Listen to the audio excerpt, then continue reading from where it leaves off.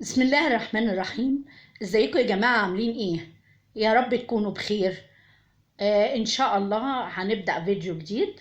وقبل اي حاجة حط لايك وشير واشترك معايا في القناة قبل ما تنسى لو سمحتوا النبي، علشان قناتي تكبر بيكم واقدر افعل الارباح واقدر احقق كل طلبات اليوتيوب. انا كنت نايمه وكنت تعبانه جدا ومكتئبه كده وزهقانه والدنيا جايه عليا جامد قوي.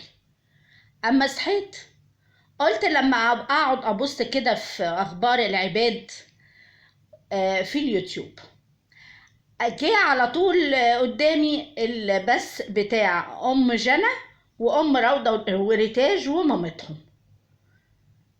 انا بصراحه فرحت جدا جدا لاني والله النهارده كنت هعمل فيديو عن ام جنى وعلاقتها باخواتها، وان هي يعني انا حاسه ان هي ست قلبها ابيض. معرفش، في ممثله كده كانت موجوده زمان بحس ان ام جنى عامله زيها، اللي هي بتخبط في الحيط وفي الناس بس هي من جواها شفافه وقلبها ابيض.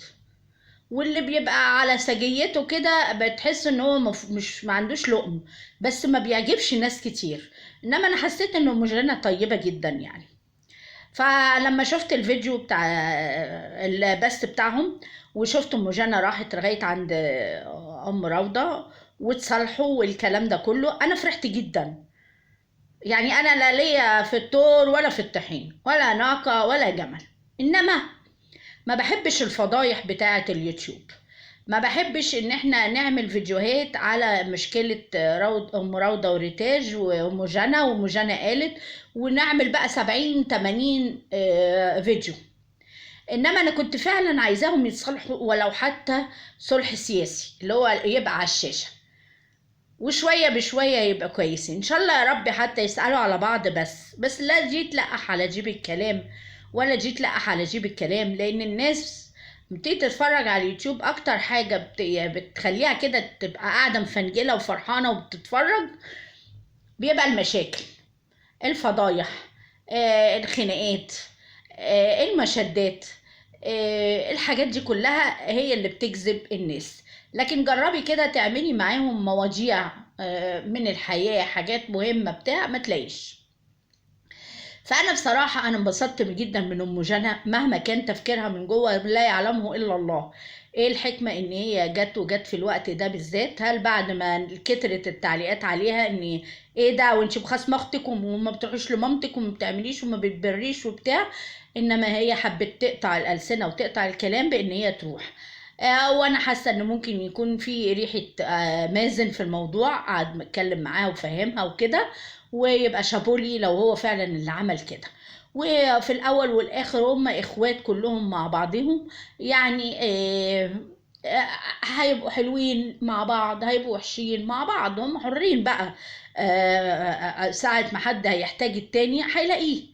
ولما تبقى قنواتهم مدعمة ببعض هتبقى أفضل بكتير. ده حتى القصة القديمة بتاعت مجموعة العصيان لما بتتحط وجيل الأولاد يكسروا واحدة واحدة اتكسرت، لكن لما كانوا كلهم مع بعض ما اتكسروش.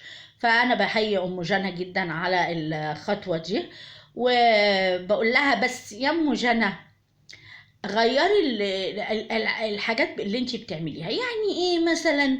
اخرجي اتفسحي انت وجوزك والعيال، فرصة حلوة قوي قوي لو فعلا هتروحوا تصيفوا. كلوا بالشوكة والسكينة، ده تبقى لذيذة وحركات ظريفة كده. غرفي كل واحد في طبقه. مش عارف ايه، اعملي لهم الاطباق شكلها عامل ازاي. انا بشوف جنى بنت اموره وحلوه وبتعرف تظبط كده طريقه السفره. بلاش الاكل بطريقه عشوائيه، هي دي بس يمكن الحاجه اللي بتضايق الناس. فيما عدا هذا مفيش يعني.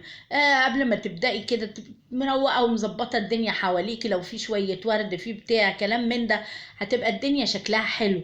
يعني اختك بيتها بسيط جدا بس ايه، بياكلوا على السفره، بيقعدوا يعملوا حاطين ميه جنبهم سلطه مش عارفه عاملين ازاي.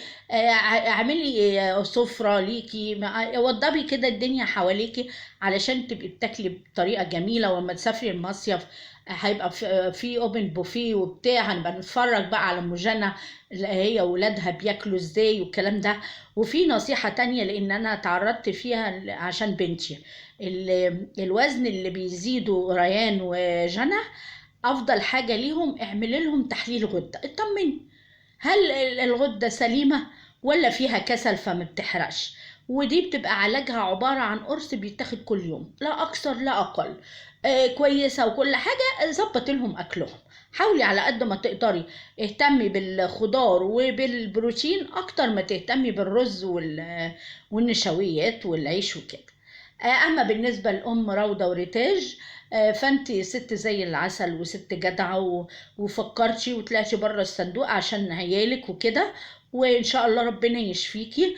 وانتي ومامتك وولادك بتعملوا دويتو كلكم، يعني بتعملوا جروب كده حلو لذيذ. انا بحب اتفرج عليكم، وانا مش بعتبركم ابدا لا بتشحتوا ولا بتعملوا. واللي بيقول عليك بتشحتي يديكي يورينا هيعمل ايه.